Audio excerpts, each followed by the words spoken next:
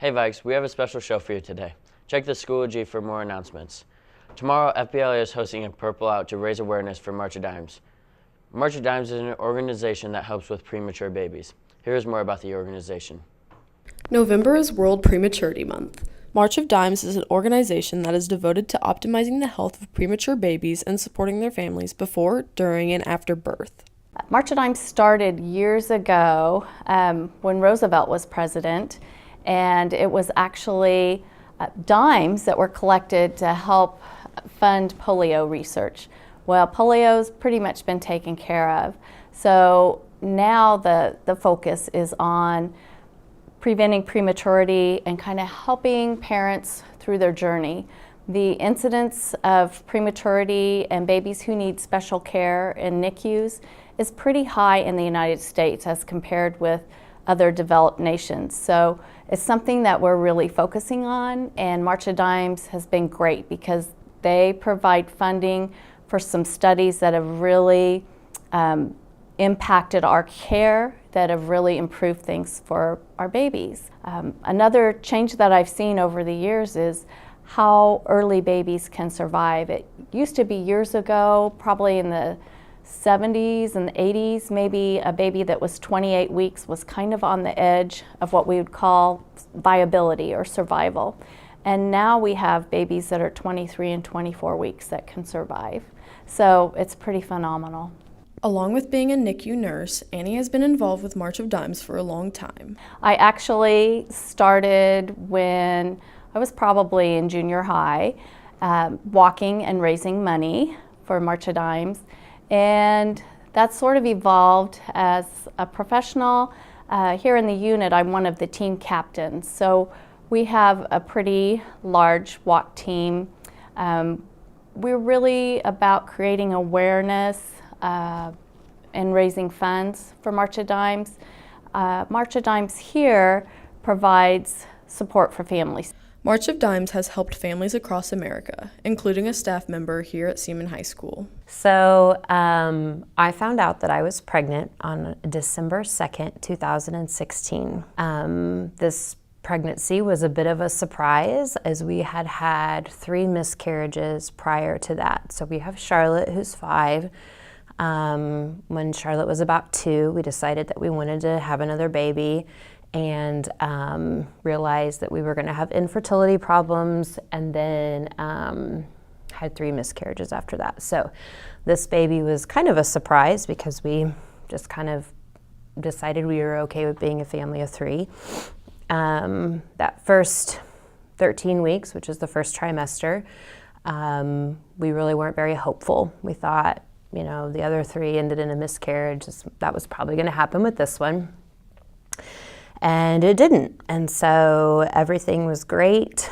I was able to tell my students, and that was really exciting. At the 20-week ultrasound, which is where you find out the gender, they saw that the baby, first of all, that it was a boy, and that he was just measuring small. They weren't super concerned at that point. They said, you know, some babies are just small. And so then we started meeting with specialists. So then we got referred to, they're called perinatologists, the perinatologist at Children's Mercy in Kansas City. And we had a few appointments there where they just did a ton of sonograms, trying to figure out what was wrong. And they figured out that the baby had a clubbed left foot. His right eye was maybe smaller. His middle finger on his right hand was bent. He still had a finger, but we called it his I love you hand. And those were really the main things that they were finding. But when I was pregnant with him, with every doctor that we came across, I always asked, I always said, you know, we haven't talked about names. We haven't talked about, you know, we haven't decorated the nursery. Are we okay to do that? Am I going to bring this baby home? And every single doctor said yes, of course. Everything that is wrong is fixable. Crosby Michael Schrader was born at 6 o'clock on Thursday, July 7th, via C-section. And when he came out, he was 2 pounds, 12 ounces. And so he was technically a preemie because he was born at 35 weeks, 5 days. So they came out and they had to intubate him right away. So they put, he kind of cried, but he wasn't breathing super well on his own. And so it was very common that they were just going to intubate him to help him breathe and go ahead and put the feeding tube in. And so he went straight over to Children's Mercy, to the NICU. And I stayed at Truman, which was the other hospital, to recover because I had just had a C-section. On Friday, he had an MRI. And just like adults, for babies, you have to hold super still in an MRI. So they had to give him a little medicine to make him hold still. And so they called up to my husband, to Clayton, and said, you know, he's not cooperating, like he never was. He was always ornery. And they said, we're gonna need to get him a little bit of medicine to calm him down. So they did that. Well, they called back like 30 minutes later, gave him more medicine because he still would not lay still. And that really, I think, should have been the sign that something wasn't right with the results of the MRI. Because we got the results of the MRI the Saturday morning after he was born on Thursday. The results came back and it was discovered that he was missing major parts of his brain.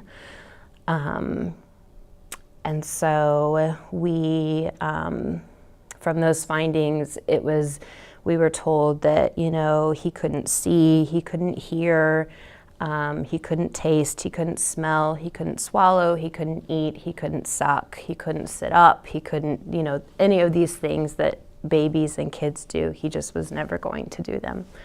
So that was really hard. That was probably one of the worst days of my life. And Clayton and I were then kind of guided to a room where we just sat there and cried, and we just started to pray for what the answer was. And inevitably it was decided that he wasn't going to survive. And so they took the tubes out and took the feeding tube out, and we started the hospice process. And so we had amazing doctors the entire time. They were such great people, and they really helped and supported us through that. And so we did a dedication for him on the next Wednesday, and then we pulled his tubes on Thursday and just started loving on him as much as we could. So they're in the hospital. And so we were there until Sunday. And then on Sunday, his heart was still beating. That was really the only part of his body that worked, was his heart. But anything else, you know, couldn't hear, couldn't see, couldn't suck, couldn't swallow, you know, he wasn't going to live. And eventually his heart would stop anyways, just because none of the other functions of his body were working.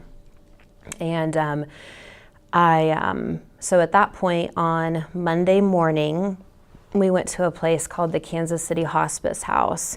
And the hospice process is really just comforting people through the dying process.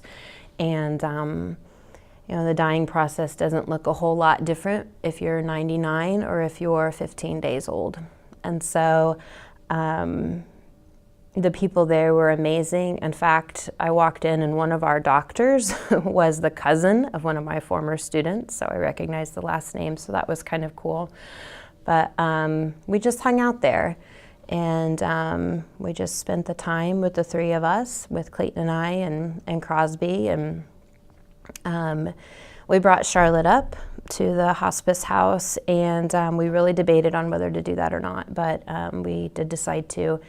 And she got to hold him and carry him around, and I've got videos of her singing to him and all that.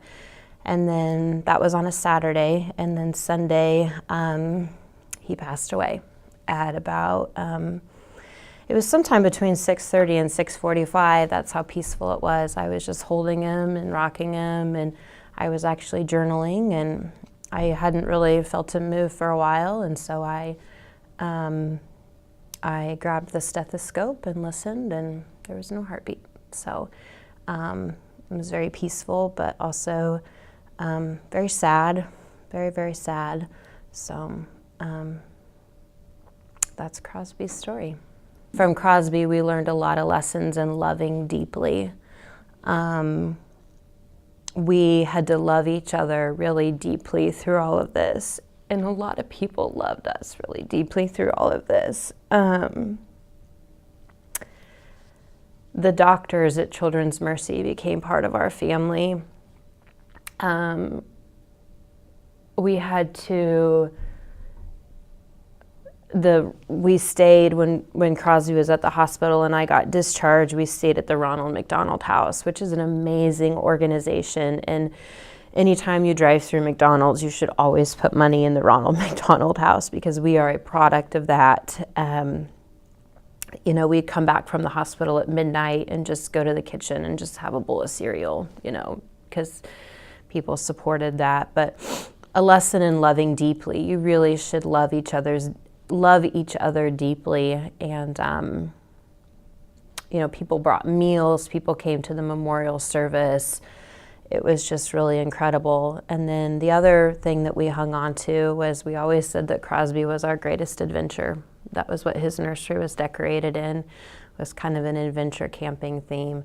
And it held true to the very end that he had quite the personality, all 2 pounds, 12 ounces of him. He had a full head of red curly hair. And when he was born, what I would like to do is he was small enough that I was able to just tuck him into my shirt. And I'd just rub his head with his soft hair on my lips. And he had a great personality. He loved us deeply, you know, all 2 pounds of him. After experiencing the loss of Crosby this summer, Mrs. Schrader was worried about returning to school. I will say that I know that it was awkward for students to come back at the beginning of the year. And some of them knew and some of them didn't know. And that was really something that I had to wrestle with when I made the choice whether I was going to come back on time or not. And I got cards from kids like sympathy cards, and that meant a lot. I think that so many times kids don't think of their teachers as real people and have real feelings and hurt. And what happened this summer was really hurtful. And to know that your teenage students care about you and reach out to you and love you like that is really special. And it just affirmed that this is home to me and this is my family. And the staff here was just amazing, and they supported me on my worst days this year, and they've just helped me through the entire process. So, if you're interested in supporting March of Dimes, there are different ways to get involved. Well, I think one of the biggest things is just talking about awareness of prematurity. A lot of people have no idea that NICUs even exist until they find themselves in a NICU. So I think just being understanding to folks that are going through that at the time. So just like moral support, financial support is really important. And every little bit counts. It all adds up, and it helps fund that research that is just so important. Bring your money for the change drive tomorrow during seminar, and don't forget to wear purple. That's really heartbreaking. Make sure to wear purple tomorrow to support the cause. Also, FBLA is having a coin drive during seminar this week for March of Dimes. Make sure to bring change to donate. The winning seminar class will get an ice cream party. Have a great rest of your day, Vikes, and don't forget to wear purple.